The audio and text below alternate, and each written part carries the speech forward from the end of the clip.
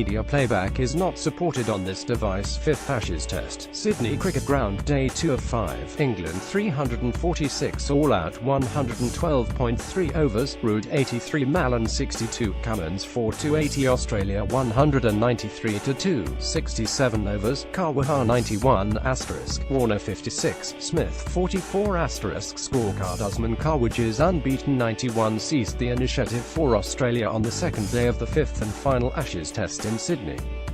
The left-hander shared an unbroken stand of 107 with captain Steve Smith, 44 not out, to put the hosts within 153 runs of England's 346 all-out with 8 first-innings wickets still intact.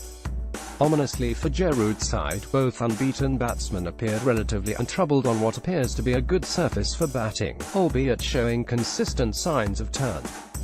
England earlier moved their overnight 233-5 to 346 all out in an action-packed morning session.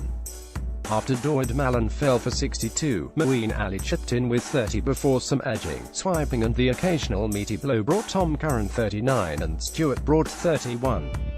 Pat Cummins, bowling with hostility, ended with 4-80, but he and Josh Hazlewood were both guilty of awful dropped catches off Curran and Moeen respectively.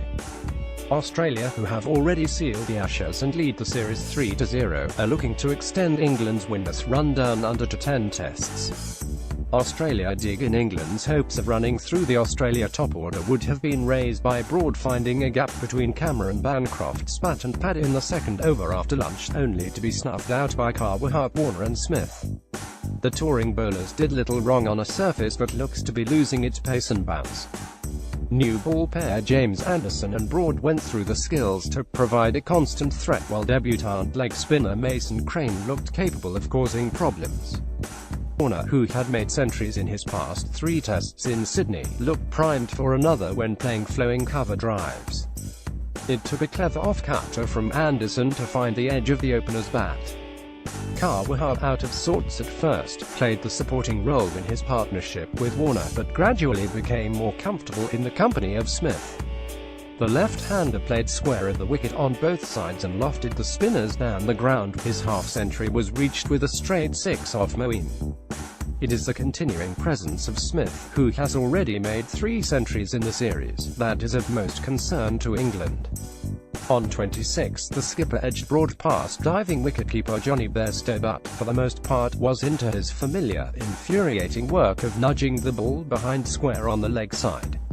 Fastest players to 6,000 test runs: batsman innings Bradman, aus 68, Smith, aus 111, Sobers, Y 111, Hammond, bench 114, Hutton, bench 116. Promising signs from debutant Crane, 20, leg spinner Crane is the youngest spin bowler to play for England in 90 years. His first taste of Test cricket was inauspicious. Batting at number 10, he was the last wicket to fall, run out following a mix-up with Anderson, who wanted a single that never looked to be on. The Hampshire man was given the ball 14 overs into Australia's reply, and, though he started with a long hop, grew into a spell that was largely accurate, if sometimes a little too short. He often aborted his action in the delivery stride, drawing boos from the Sydney crowd. When Crane did release the ball, he found turn, created a number of half-chances and was unlucky to end the day empty-handed. Twice Khawaja gave inside edges that dropped out of the reach of short leg, while on another occasion the number 3 edged between wicketkeeper and slip. Crane also found the edge of Smith when the skipper was on 19, but it fell short of Joe Root at slip. Lower order entertainment: 2 wickets in the final 7 deliveries of the first day left England's lower order exposed to the new ball on the second morning.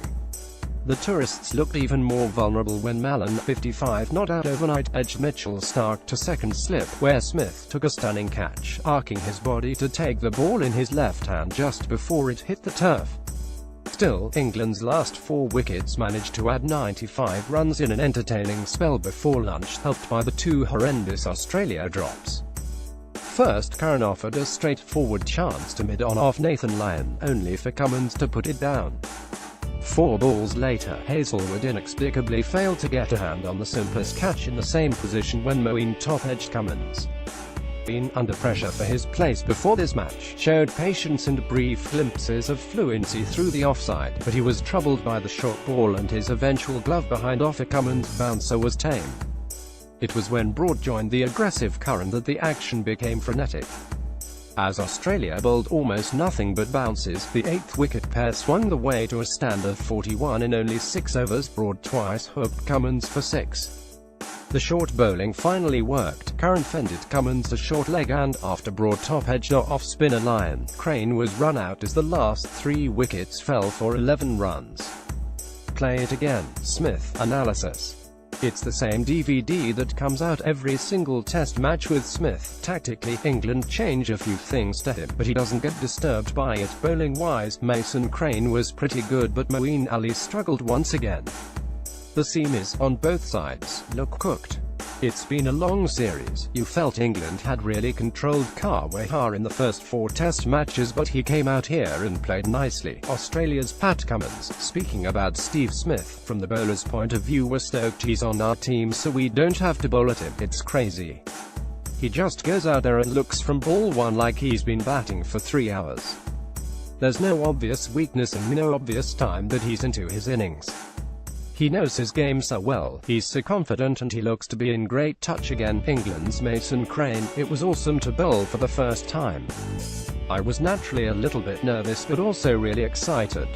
I had great fun out there and I can't wait for tomorrow now. Smith is playing well and seeing it well, but he's only human and we'll keep plugging away.